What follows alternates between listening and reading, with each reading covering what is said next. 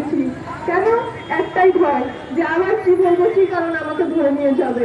তাই আইন উপদেষ্টা আসিফ নজরুল স্যারের কাছে আমার একান্ত আবেদন, এই যে ডিএসএ আইন আছে বা সিএজে আইন আছে, যারা আসলে নির্দোষ বা যে বাক স্বাধীনতার কারণে যে মানুষগুলো আটক, সেই মানুষগুলোকে আপনারা মুক্তি দিবেন অবিলম্বে, এবং তাদের যে মামলাগুলো আছে তারা সবকিছু বাতিল করবেন, এই আইনও বাতিল করবেন।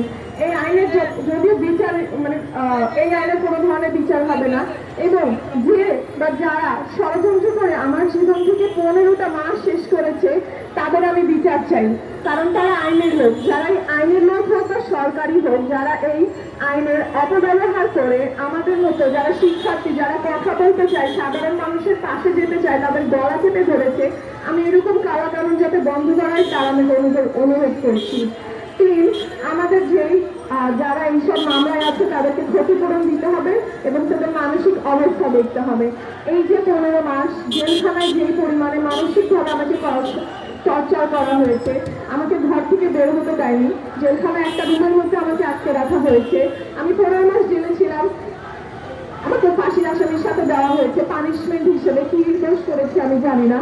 আমার 15 মাস আমার কোনো ধরনের চিকিৎসা দেওয়া হয়নি, কোর্ট থেকে পারমিশন দিয়েছে তাও চিকিৎসা দেওয়া হয়নি, এবং আমার সাথে এতটাই অন্যায় করা হয়েছে যে আমার যে কিডনিতে সমস্যা সেই রিপোর্টগুলো তারা পর্যন্ত পাল্টে দিয়েছে।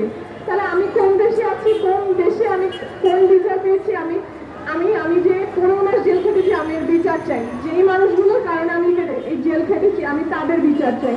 এবং সরকারের প্রতি আমার অনুরোধ, এইরকম ধরনের কোনো কালাকানুন করার আগে বা কোনো ধরনের আইন পাশ করার আগে সাধারণ জনগণের সম্মতি অবশ্যই যাতে নেওয়া হয়।